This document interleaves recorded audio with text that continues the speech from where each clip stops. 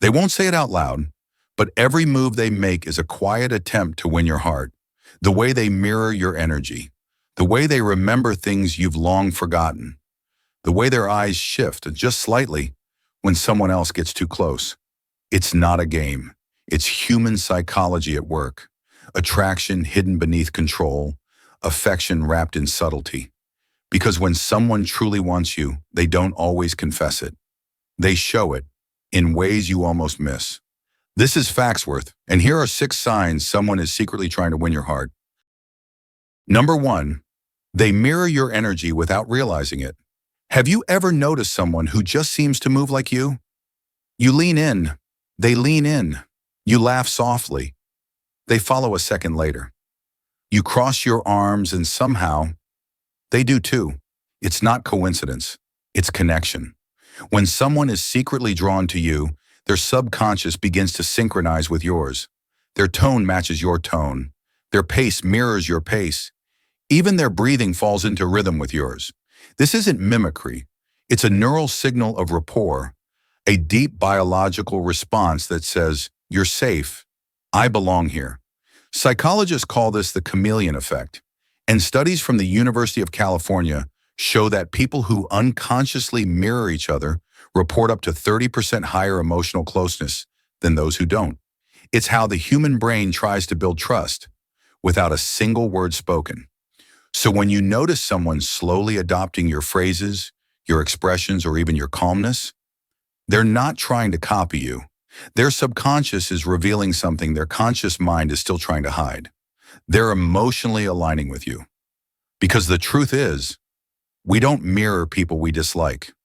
We mirror the ones we want to feel closer to, the ones who make our nervous system feel safe, alive, and seen. So if someone starts moving in your rhythm, it might not just be coincidence, it might be their heart trying to meet yours halfway. Number 2, they remember the things you forget you said. There's something deeply revealing about what people choose to remember. Most of us forget the little things, a random story, a passing comment, a small detail about our day. But when someone's heart is quietly drawn to you, their mind begins to collect you. They remember the color of your notebook, the way your voice changed when you talked about your childhood, the song you said helped you sleep. It's not coincidence. It's emotional focus. Their brain has marked you as important. Psychologists call this selective memory attachment. It's when someone subconsciously prioritizes information related to a person they're emotionally invested in. Your details, your quirks, become their cues. They're not just remembering, they're mapping you. Every small fragment of who you are becomes a piece in the emotional puzzle they're trying to understand, and maybe even impress. And what's fascinating is how quietly this happens. They don't announce it.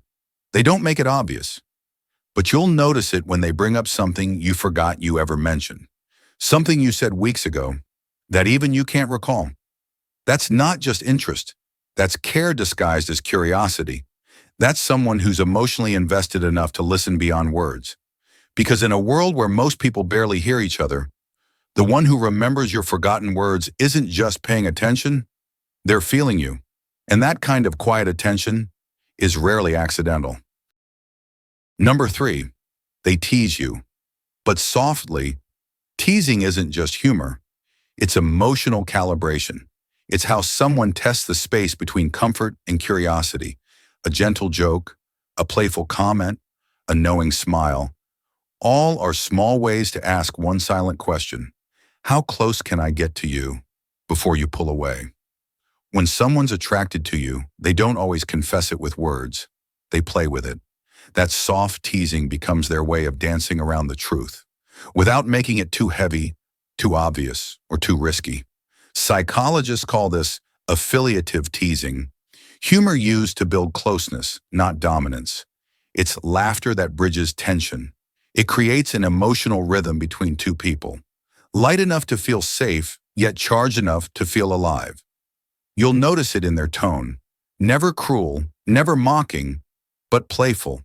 They tease you just enough to make you smile, then pull back, watching your reaction. If you laugh, they lean in. If you blush, they remember. Every moment becomes a quiet feedback loop, two nervous systems learning each other's language. And here's the truth most people miss. Teasing, when done with care, isn't about jokes. It's about emotional proximity. It's saying, I see you. I feel you. I want to be close, but not too close yet. Because when someone uses laughter to hide attraction, what they're really doing is revealing it softly. Number 4, their focus sharpens. When others notice you, you've seen it before. That subtle shift in energy. Someone compliments you and suddenly their eyes linger just a little too long. Their posture changes. Their tone drops. It's not dramatic, but it's there. That quiet tightening in the air, like their attention just locked onto you in a way it hadn't before. Psychologists call this the territorial microflinch. It's a small instinctive reaction that happens when someone feels emotionally connected and senses a potential rival. They're not trying to claim you. They're just realizing they care more than they thought. This isn't jealousy in its loud, insecure form. It's protective attraction. The brain's way of saying, this person matters to me. It's ancient biology. Thousands of years ago, our ancestors evolved this reflex to guard emotional bonds. Today, it shows up as a momentary glance, a slight pause before they laugh again, or a deeper tone when someone else enters your orbit. If you watch closely, you'll see it, how they unconsciously shift closer to you, how their presence feels heavier for a moment. They might brush it off, act casual, even joke about it, but underneath, something real just flickered awake. Because the truth is, when someone's heart begins to attach, they don't always express it with words. Sometimes it shows up in silence, in the way their focus sharpens the moment someone else sees what they already do. Number 5, they create accidental moments of closeness. Ever notice how they always seem to show up at the same cafe, the same hallway, or online just minutes after you log in? It feels random, almost like fate, but psychology says it's rarely coincidence. It's intent masked as luck. There's a concept called planned exposure. It's when someone deliberately increases the number of times they cross paths with you, not to force a connection, but to let it unfold naturally, because familiarity breeds comfort, and comfort opens the door to emotional intimacy. You might think they're just being friendly, but look closer. The pattern's too precise. They choose spots you like, join conversations you're in, or find subtle ways to share the same space without making it obvious. It's not manipulation, it's a quiet strategy of attraction. Psychologists have found that repeated positive exposure can raise emotional liking by over 60%. That means every random encounter, every small chat, every shared smile builds a sense of connection that feels effortless, organic, inevitable. What makes this so powerful is that it doesn't feel forced. It feels natural, like the universe is nudging you closer. But deep down, someone made a choice to orbit near your world again and again until closeness stopped being accidental and started feeling like home. Number 6, they show care in invisible ways. They won't say it out loud. They won't send long messages or dramatic confessions, but you'll feel it in the quiet things they do when no one's watching. They'll remember your deadline and send a text just when stress starts to hit.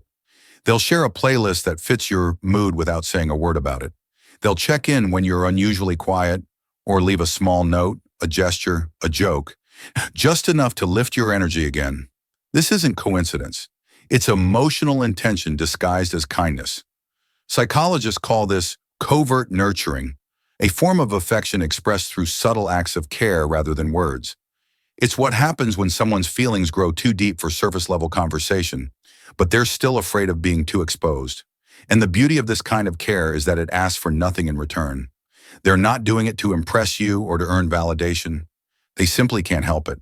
Because when we care deeply, our attention naturally expands. We start noticing the small shifts in someone's voice, their energy, their silence. You may think it's small, but to them, it's everything. It's how they stay close without crossing the line. How they love you without saying I love you. And maybe that's what makes it so powerful. The quiet kind of care lingers. It builds trust without pressure, connection without words, And sometimes it's the kind of love that stays the longest. The truth is, real affection rarely comes with a confession. It hides in gestures, in silence, in the smallest acts of care. Most people won't tell you they like you. They'll simply show it in the way they remember, the way they listen, the way they stay. Because love at its purest doesn't demand attention, it just hopes to be noticed. If this made you think of someone, maybe deep down, they've been trying to win your heart all along.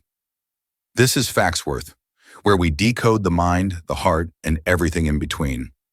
Don't forget to subscribe and keep discovering what human connection really means.